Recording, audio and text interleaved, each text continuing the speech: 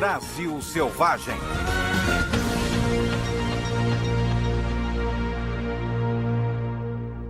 Joias da Selva.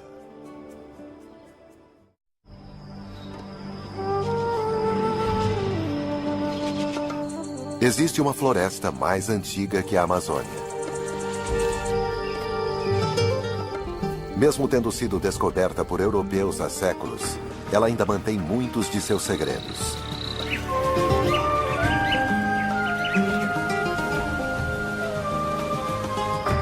Vários dos animais dessa floresta só existem aqui.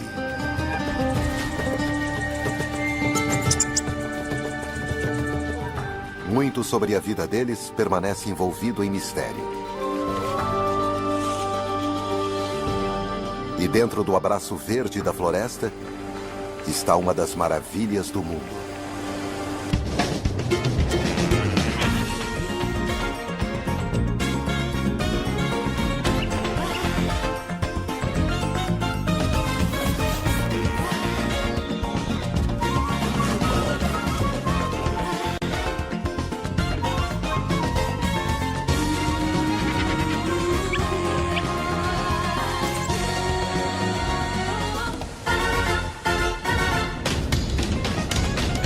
Brasil Selvagem.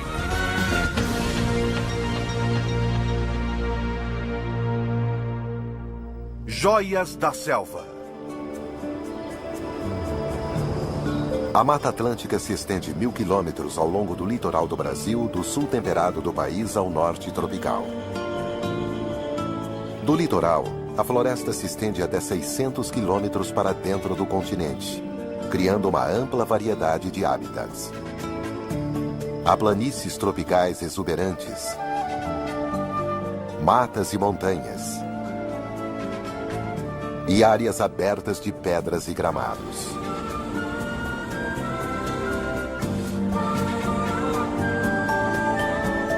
Nos últimos 500 anos, grande parte da Mata Atlântica foi transformada em pasto e terras cultiváveis. Mas o que resta da floresta ainda sustenta animais extraordinários. Os muriquis não existem em nenhum outro lugar da Terra. Eles podem passar a vida toda no topo das árvores. Dividem a floresta com uma incrível gama de outros animais. São os muitos hábitats da floresta atlântica que produziram uma variedade de plantas tão rica que, por sua vez, sustentam a grande gama de animais.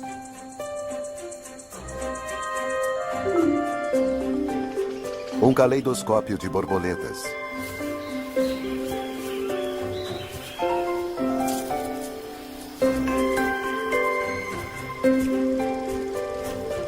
Quase 1.000 espécies de aves. Mais do que em toda a Europa. Enquanto os muriquis habitam os dosséis, outros macacos vivem em camadas complexas nos galhos abaixo. Saguis e caiararas vivem ao lado dos muriquis. Cada um deles adaptado à sua própria parte dessa complexa e diversificada floresta.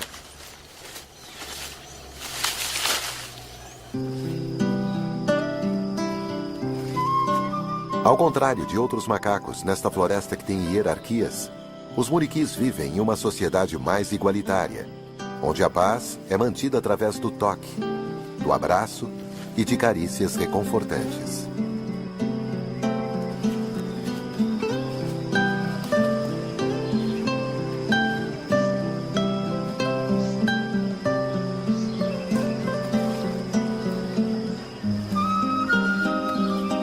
Os macacos vivem em grupos onde os machos geralmente são parentes e irmãos.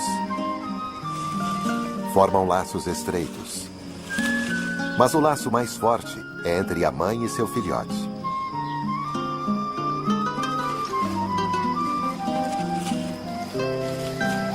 Os muriquis são altamente adaptados para a vida nas árvores. Eles têm mãos longas para agarrar os galhos. A cauda é preênsil, capaz de agarrar nos ramos como se fosse uma mão, à medida que eles se deslocam pelo dossel. O grupo de animais, mães e irmãs mais jovens, vivem em harmonia no topo. Mas a afabilidade dos muriquis ainda permanece um mistério, como a maioria das coisas aqui.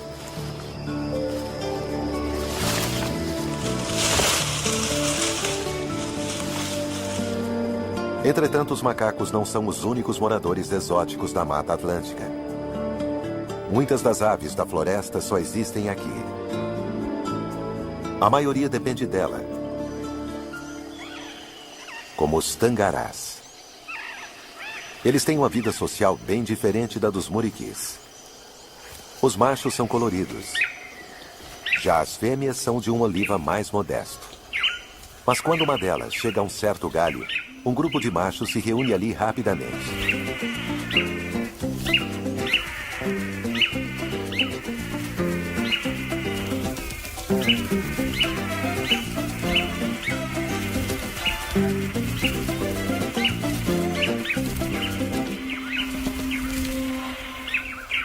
Sua exibição não foi boa o suficiente dessa vez.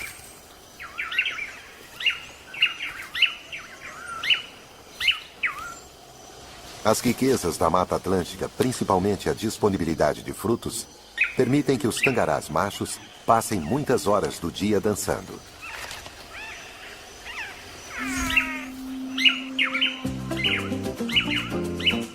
Mesmo sem uma fêmea, os machos locais se reunirão para praticar sua rotina de dança.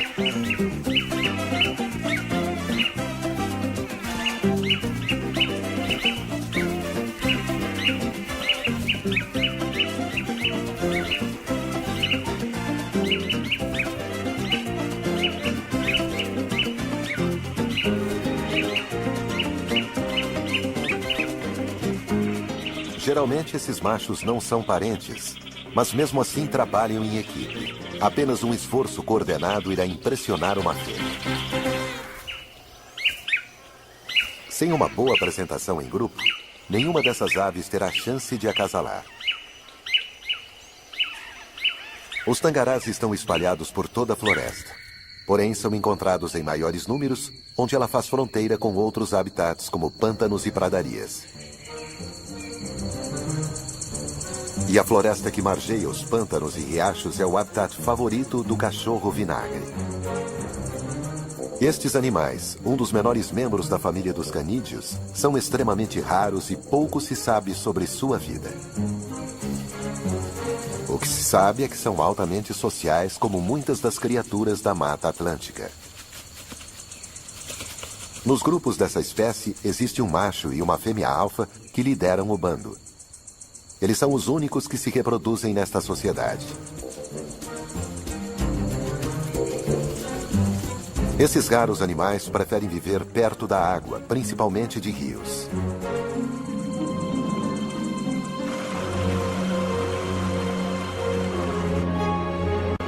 Grande parte da água que flui para o oeste, a partir dos declives florestados, se encontra para formar o Rio Iguaçu.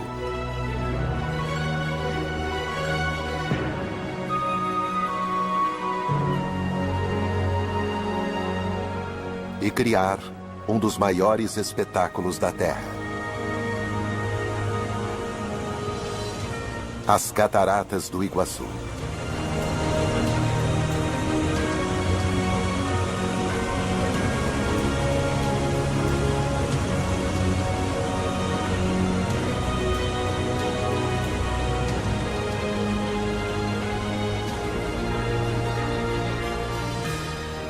As águas de mais de 6 milhões de hectares, mais de 1.000 toneladas por segundo, despejam sobre as cataratas. As quedas se estendem a quase 3 quilômetros. E em alguns locais a água cai a mais de 80 metros.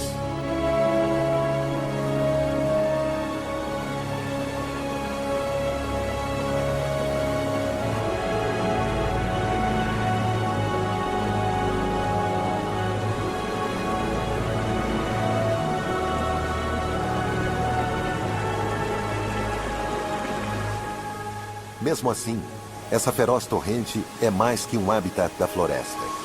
Os frágeis taperoçus velhos fizeram dessas quedas d'água o seu lar. Por incrível que pareça, eles voam através das cataratas.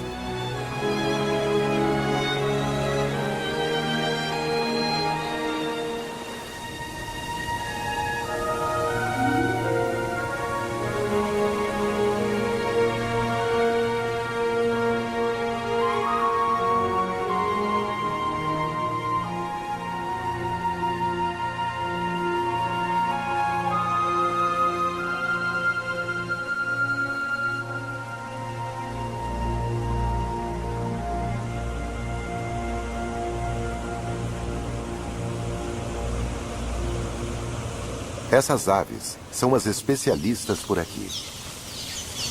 Elas se empoleiram nas paredes íngremes ao longo e por trás das quedas.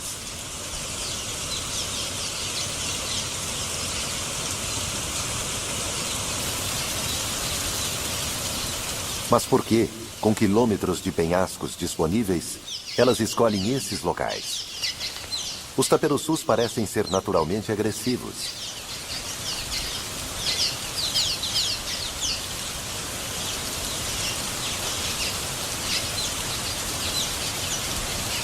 Eles atravessam a parede de água e lutam por um espaço nas rochas, porque aqui estarão seguros para passar a noite.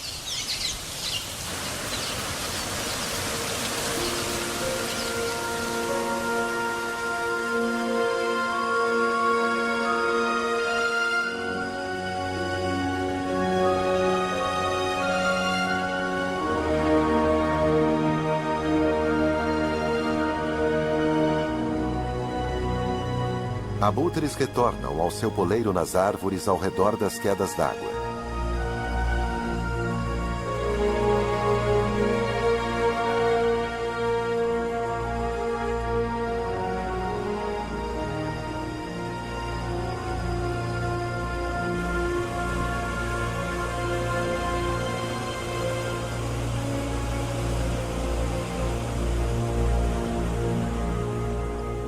À noite, a floresta não é um local seguro. Assassinos estão à espreita, patrulhando o solo da floresta.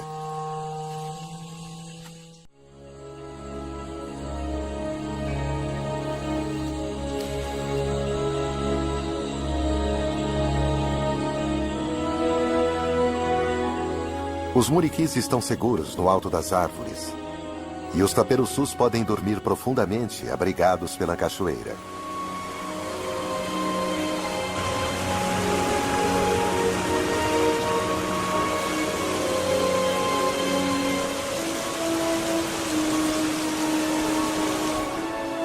As cataratas são o esteio na vida dos taperoçus. Entretanto, a cada manhã, eles devem deixar a segurança de seu lar.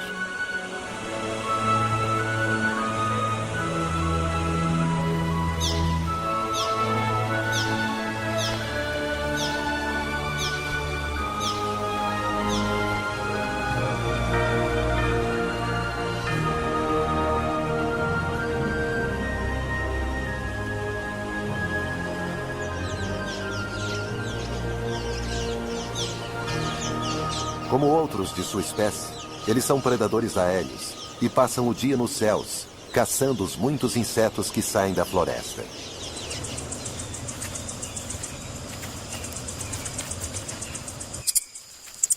Coatis, parentes dos racuns, são encontrados em toda a Mata Atlântica.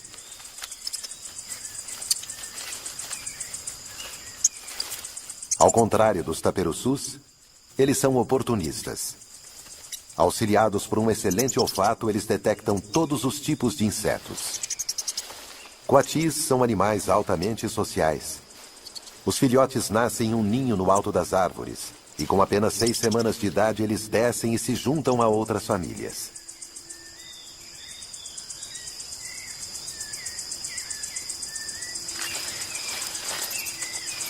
Há várias mães, e todas ficam de olho em todos os filhotes.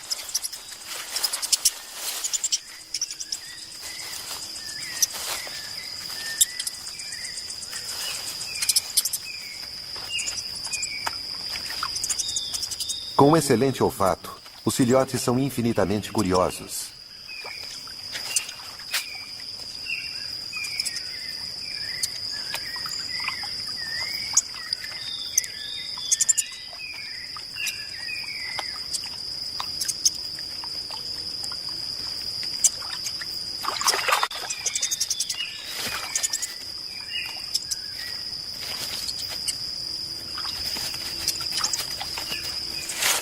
Nesse grupo, os adultos são todos fêmeas. Uma irmandade de apoio onde as mães até amamentam os filhotes de outras mães.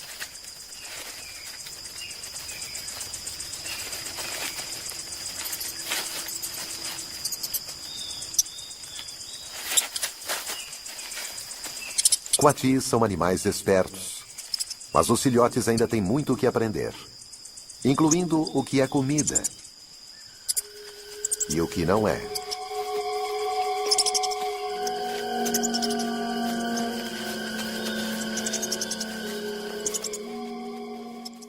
Enquanto os coatis passam a maior parte do tempo procurando alimento, os tangarás ficam livres para os treinos. É o momento da verdade. Uma fêmea chegou. Existe uma rígida hierarquia entre os tangarás, e o macho alfa é geralmente a ave mais velha. Só ele tem a chance de acasalar. Os outros só ajudam na exibição. Então, por que eles dançam se sabem que não terão a chance de acasalar? Eles não têm escolha, pois uma fêmea não acasalará com um dançarino solitário. Assim, todos os machos se juntam e esperam a vez dele. Pode levar até 10 anos para que um deles se torne um macho alfa. E durante esse período, o macho terá dançado por milhares de exaustivas horas.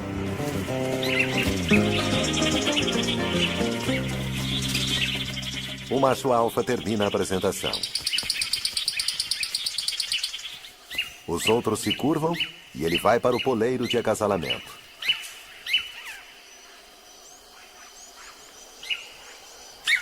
Esta fêmea não ficou impressionada. Obviamente ele precisa treinar mais.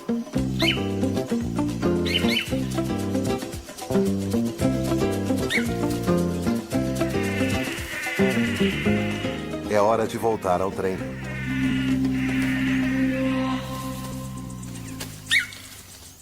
As fêmeas são muito exigentes, por uma razão.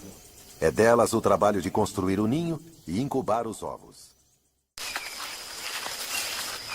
No topo das árvores, as mães muriquis cuidam de seus filhotes por mais de 2 anos.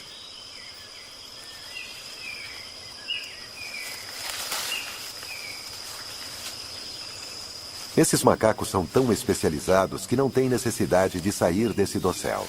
Aqui eles têm tudo o que precisam. Há folhas e frutas.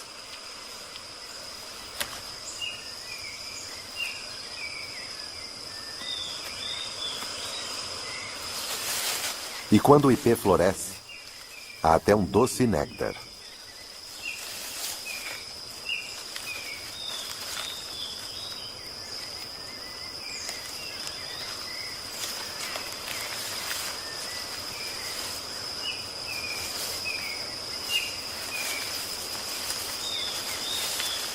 Os muriquis podem ser criaturas gentis, mas não do ponto de vista de uma planta. Suas flores são destruídas.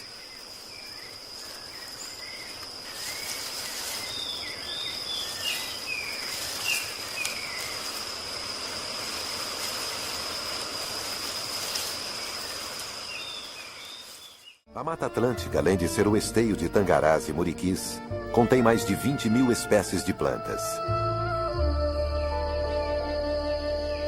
E esta riqueza de espécies sustenta um vasto número de insetos, incluindo mais de 2.000 tipos de borboletas.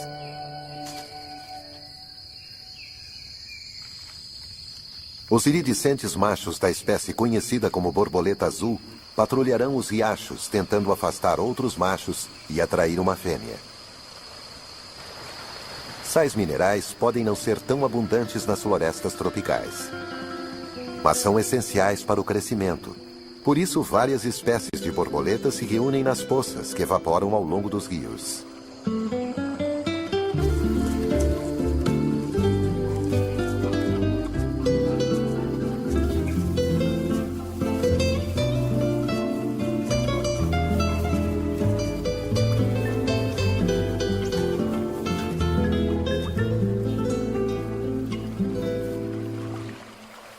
As borboletas sugam a água salgada.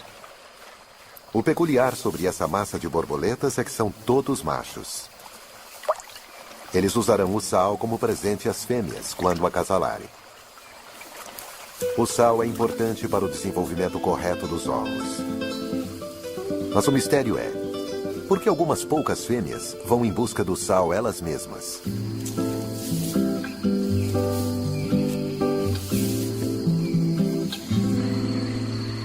O sal pode ser importante para o acasalamento, mas a maioria das borboletas se alimenta de flores, como esta bromélia. Esta é uma relação muito antiga e bem-sucedida. A borboleta transporta o pólen da planta e, como recompensa, recebe o seu néctar. Mas as borboletas têm uma fraqueza como mensageiras. Elas são voadoras delicadas. Quando está nublado ou chovendo, elas têm que se abrigar. Mas como a maior parte da Mata Atlântica é constituída por floresta tropical, isso se tornou um problema para as plantas. Um novo mensageiro era necessário. Beija-flores. Eles são animais de sangue quente e conseguem voar sob as piores tempestades.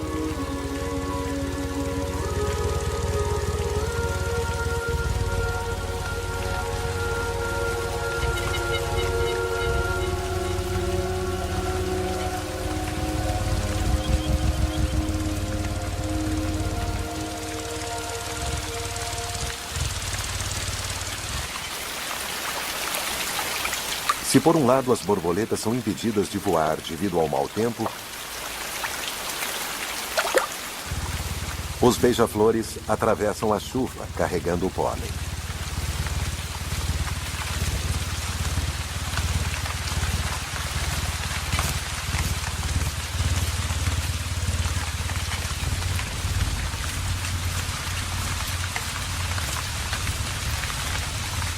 A combinação do pólen e do néctar açucarado significa que as penas das aves podem ficar grudentas. Mas na Mata Atlântica, sempre tem um riacho por perto.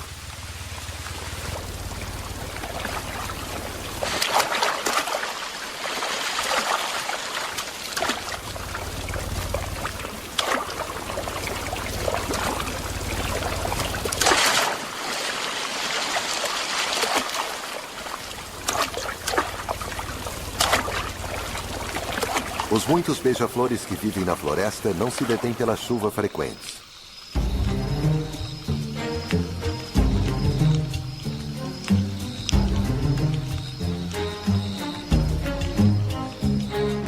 Os cachorros vinagre também convivem com a chuva e a vegetação molhada.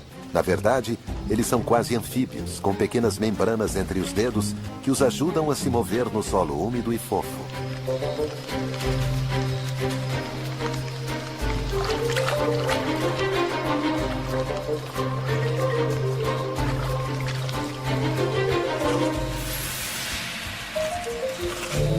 O casal alfa marca seu domínio sobre seu território na floresta.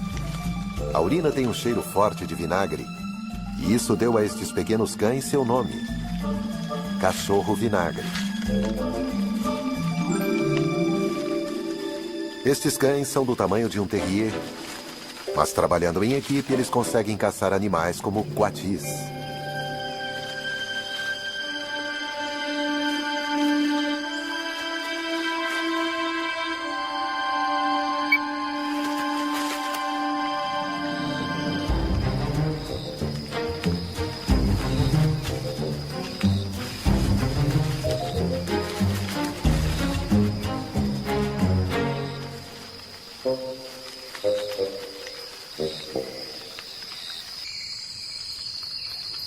Os coatis estão a salvo dos cachorros vinagre desde que permaneçam nas árvores. E há alimento aqui entre as bromélias.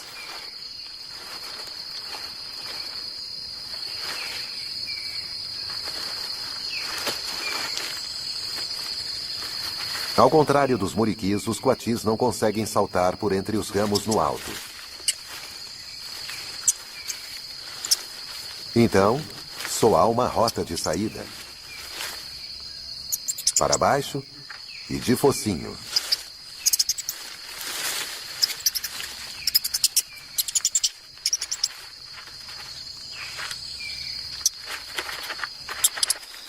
Agora sim, eles estão em perigo.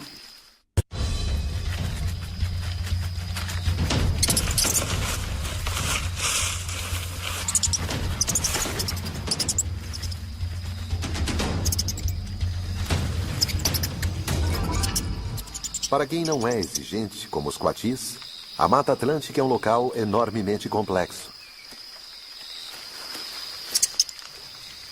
Há muito para os filhotes aprenderem sobre predador e presa.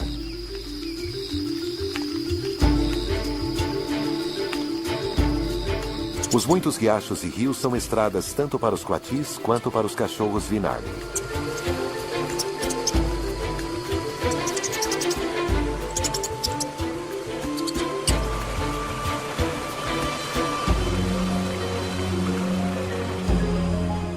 Todavia, para os taperoçus, o poderoso Iguaçu é seu lar.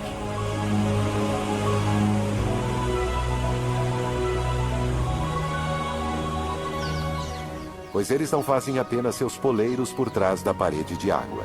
Eles fazem seus ninhos ali também. As bordas estreitas estão em grande demanda e os taperoçus poderão usar o mesmo ninho ano após ano, o que significa que novos casais são forçados a usar locais menos adequados. Os ninhos são construídos com lama e musgo que as aves coletam da própria catarata.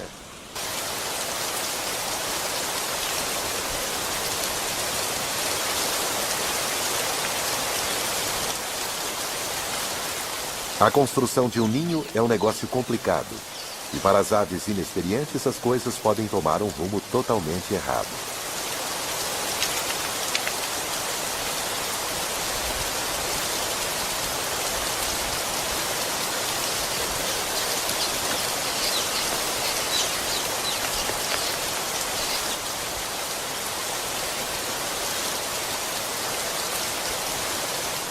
Como começar a construir um ninho nas costas do parceiro.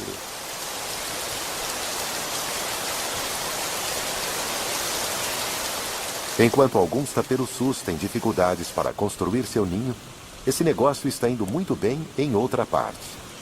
Depois do trabalho duro da confecção do ninho, as aves tomam um banho bem-vindo, cortesia da ducha mais potente do mundo.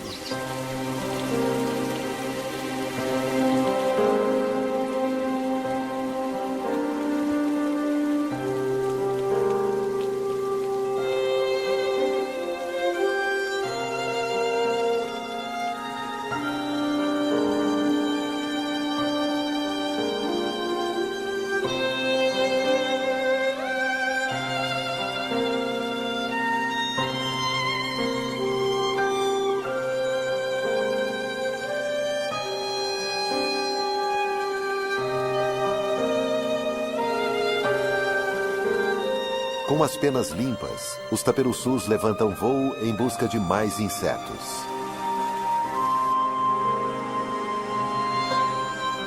Os que estão procriando parecem não estarem sendo afetados pelo rugido constante da catarata. Mas ali perto, outra criatura encontrou uma nova maneira de viver em um ambiente barulhento. A rã da cachoeira.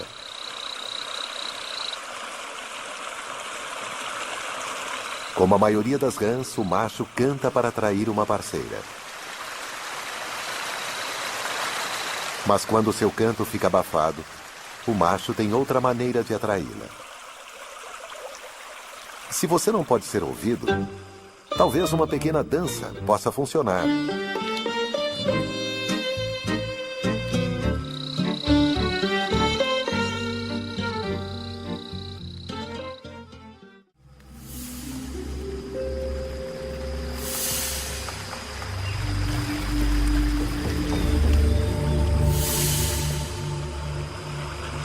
As rãs e os taperoçus, criaturas especializadas que dependem dos riachos e cataratas, sempre enfrentam uma ameaça depois de uma tempestade ou chuva forte.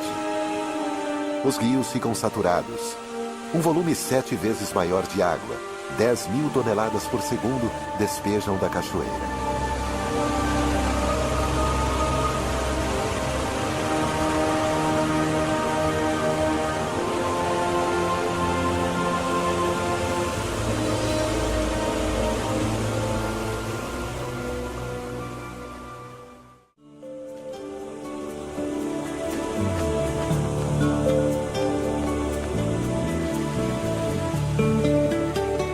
Os taperoçus dependem das cataratas e da floresta ao redor dela.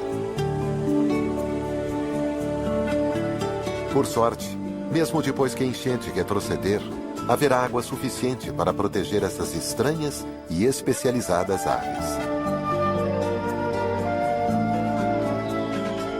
A fonte de toda essa água é a floresta montanhosa, o lar dos muriquis.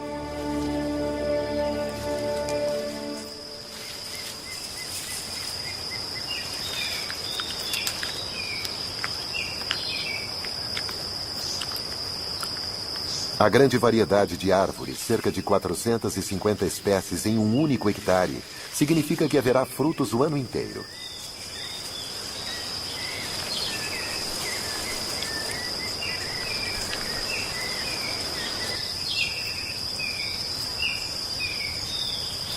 Os muriquis estão a salvo em sua fortaleza no topo das árvores, mas a presença de uma onça é causa de preocupação. Onças escalam muito bem, mas não são páreo para os muriquis. Quando não há frutas, os muriquis podem comer as folhas da embaúba, pois esta árvore contém poucas toxinas, ao contrário de muitas outras plantas desta floresta. Mas eles não estão desprotegidos, pois a embaúba fornece acomodação em seus caules ocos para os exércitos das ferozes formigas astecas. Essas formigas atacam intrusos desavisados como esse macaco prego.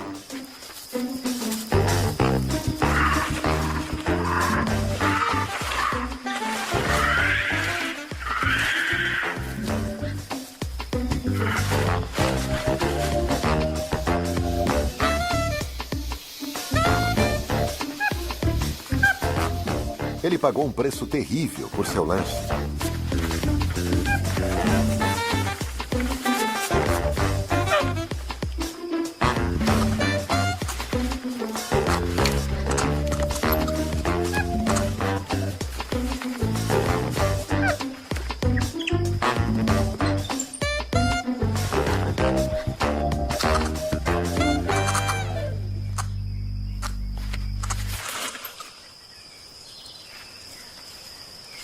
Os muriquis têm uma abordagem diferente.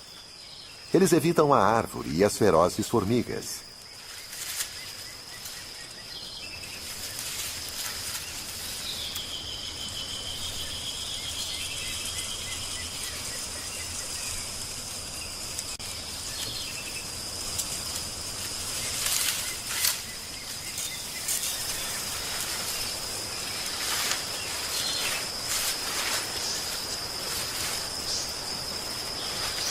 A técnica é a prova de tolos. Quase. Os muriquis estão tão à vontade no dossel que encontram até água aqui. Algumas folhas agem como uma esponja.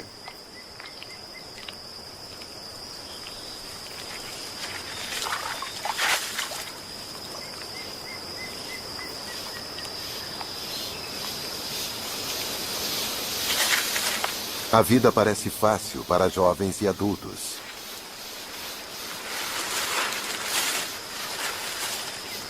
Os jovens devem ficar atentos.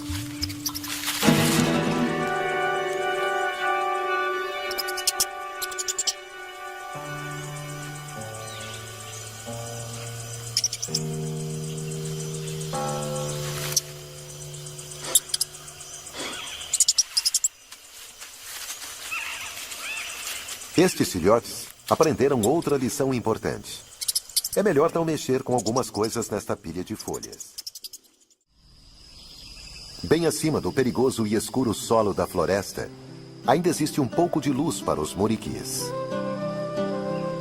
Mas eles também já estão se preparando para passar a noite.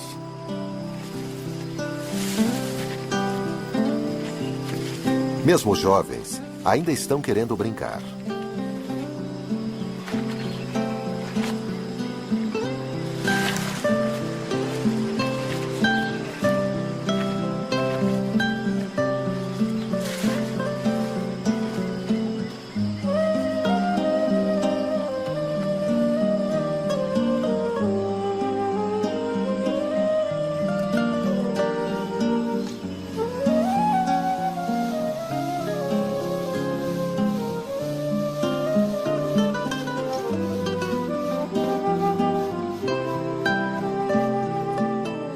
À noite, a floresta é um lugar muito diferente.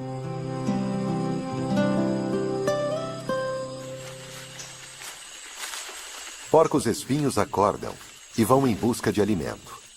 Pouco se sabe sobre essas criaturas misteriosas. A Mata Atlântica é o lar de pelo menos 5 espécies diferentes. Uma delas só foi descoberta em 2013. O imenso Iguaçu é protegido. As cataratas marcam a fronteira entre Brasil e Argentina, e ambos os países criaram parques nacionais ao redor das cataratas.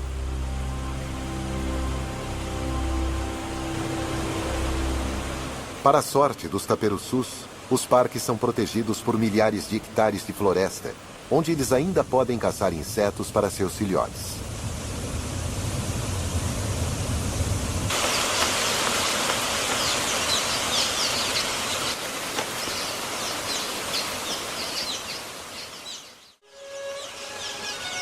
Em seguida, movidos por algum estímulo que talvez nunca saibamos qual é, os jovens se soltam.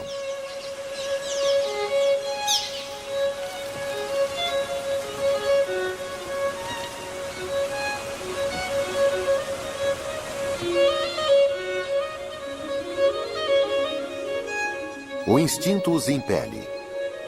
E em um instante, eles se transformam em criaturas dos ares.